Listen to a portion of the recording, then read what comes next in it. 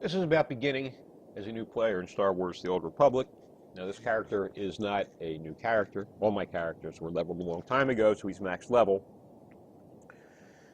I'm not going to give spoilers to the story and such. I just want to give game mechanics. I want to show you how to get into the game, start moving around, start taking quests, how to have fun in the game, because you'll be able to maneuver well, so you know what to expect, where to go. So, to start, you'll create a character, you'll pick the sex, you'll pick the race. There are some restrictions in the beginning on race. Pick your class, choose an aim, hit play. You'll see, looks like the beginning of a Star Wars movie. You'll see a cinematic. You have the famous Star Wars scroll. Then you will end up, if, like I have on this character, you chose a Jedi Consular. This happens to be a Jedi Sage. He's a healer. You'll end up in that room behind me. And another scene will play, introducing you to your story further. When the scene's over, you'll find yourself standing in that room. You could do this next part in the room where you could exit and you'll be here. But the next thing I want you to do, what I would suggest doing, is going to the preferences in the game. They can be a real game changer. How the thing feels, how a game feels to you. This interface is pretty much what you'll see. I have my own custom interface you'll see very shortly, because I'm going to switch back to that. But there is a menu bar at the top of your screen. And the second from the right is the system menu. First choice will be preferences, and this is where I think you should go. It'll open this window, and there are several tabs at the bottom. We're concerned with the two on the lower left, the game and key bindings menu. I'm going to go to the game menu first. None of these things are game breaking. This is all really what you want. I'll make a couple suggestions. All the others you're going to have to choose for yourself, because I can't recommend what you're going to like. I just don't know. I would go to controls, and these are basically radio buttons. You click them to toggle them on or off. They're on when they're yellow. When they're black or empty, they're off.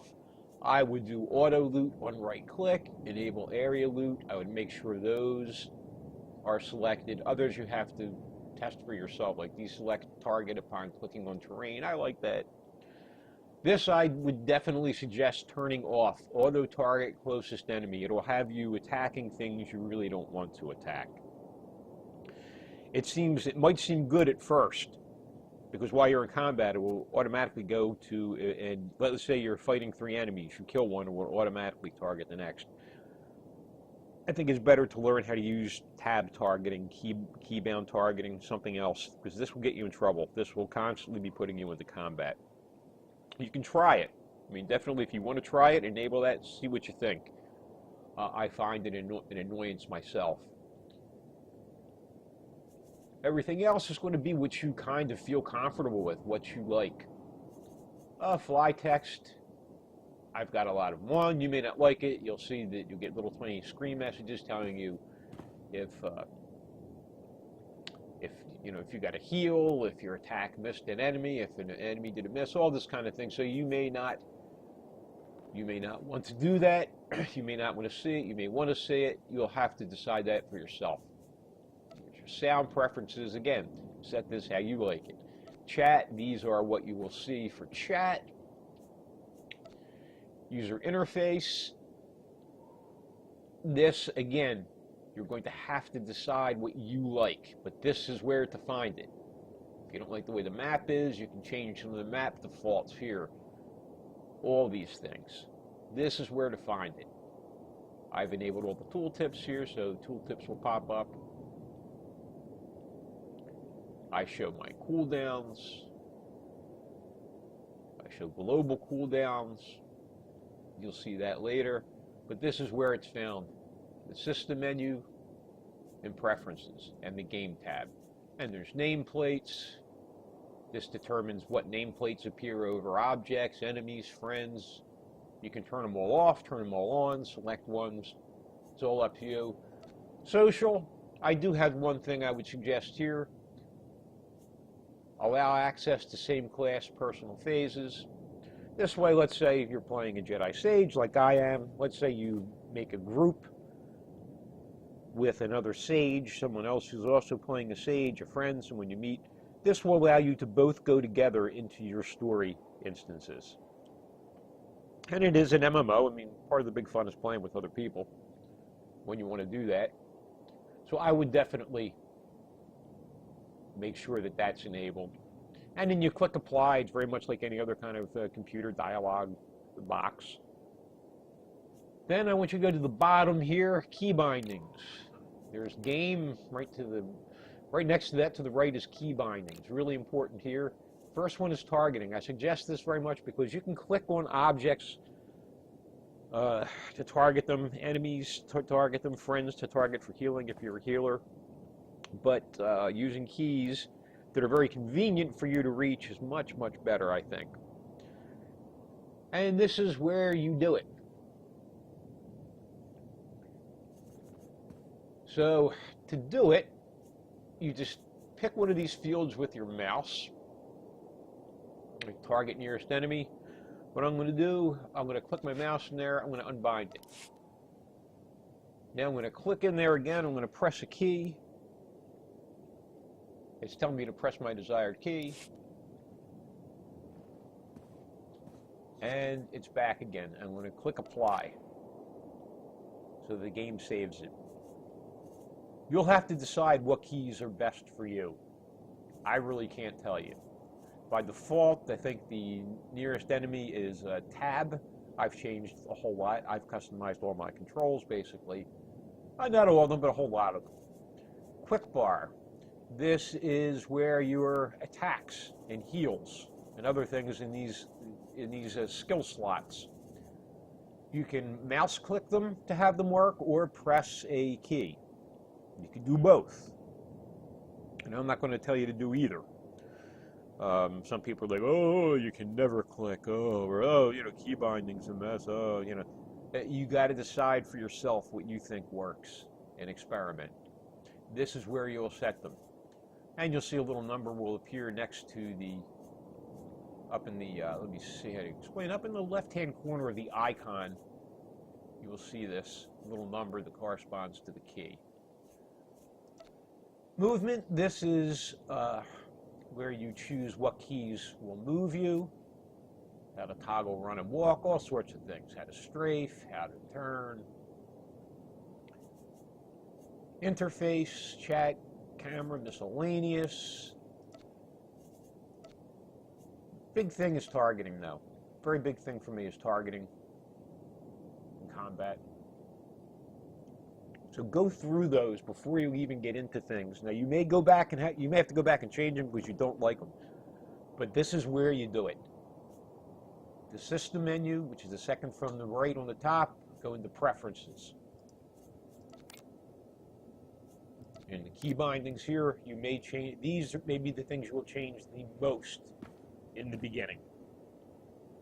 It'll make a lot of difference in your gameplay. So click OK and get out of that.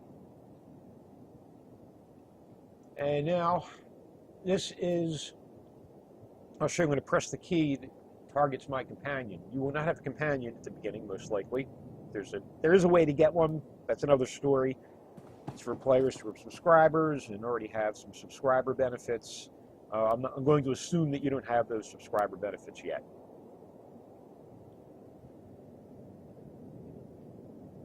I have my preferences set so that when I click the ground, I deselect the target. I'm going to press my key to target my companion, and you can see her portrait appears over my skill bars. So now that she's targeted, I can actually press buttons to heal her. If she was an enemy, I could attack her. The bottom left over here is my companion's portrait there, and her abilities. Companions have abilities too, and I will deal with that later since at first you won't even have a companion. So, I am now going to go into that same system menu. I'm going to go into the interface editor. You don't need to do this at all yet. That's another story. Editing the interface. I'm going to select the interface I use for this character, which as you can see is a whole lot different. So you'll have very few skills when you start. Be nothing like this. Even that other screen I showed you, it's not going to be anything like that. You can also move. This is important to mention.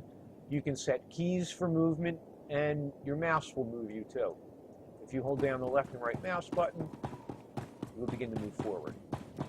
And you can do a combination of strafing with moving. You can move with keys. You're going to have to find out how you feel comfortable. But now, by setting your preferences, you now can move. And now you basically know how to control your character. You now know that what keys will make what attacks go off. And that's pretty important.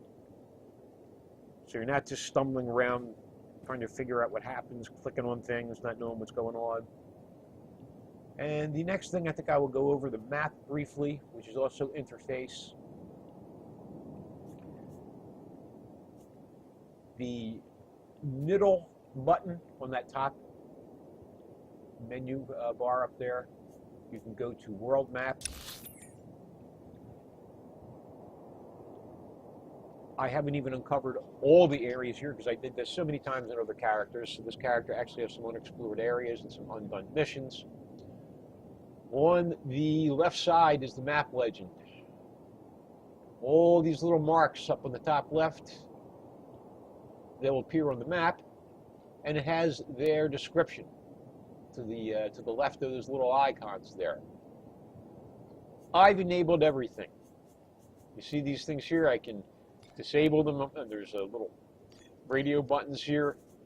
I can deselect them all, and none of these icons will appear in the map, but I am going to select them all. If you can see them on the left lighting up now, that is because I'm selecting them. I would do that because there's a lot to miss in the game. Very important one that I think you should do, particularly as a new character, is the very bottom square button. It says Show Exploration Missions. I would definitely show the exploration missions. I think you should do a lot of side missions. You will have your main class story missions, but to level faster, to gain more credits, more experience, to see more of the story, I would definitely say do these side missions, the planetary story arcs and so forth. Some of these are hidden if you do not select Show Exploration Missions. So we're here at the Master's Retreat on Tython. That's me here. If you see this magnifying glass looking thing, I have that magnified cursor preference selected. Now I don't. I'm going to reselect it. I happen to like it, you may not.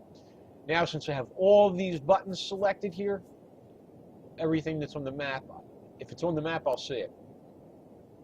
Republic Medical Droid. When I mouse over it, it tells me what it is. I can repair my gear there. I could sell junk there. They'll probably sell med packs. That's another thing. This is me right here. This is a taxi right here. And like I said, you can look over here and it's going to tell you what all these icons happen to be. And just mousing over it will tell you. Down in the bottom right-hand corner, this is the world map now. The map will default to the local area when you open the map. The lower right will be the world. If I click on that, it will now show me the whole world. And as I told you, as I mentioned on this character, I didn't do everything here, so there's unexplored areas. But I thought I would use this character for that reason. And if I want to go back to the local area, now the local area is where the world map was in the lower right. Click on that again, and I'm back into the local area map. You can also reach this map. I'm going to close this from the mini-map. The lower left corner has a circular icon, open world map. You can toggle it right here. Same thing. All right, I'm going to end this here, and I will go on to the next stage.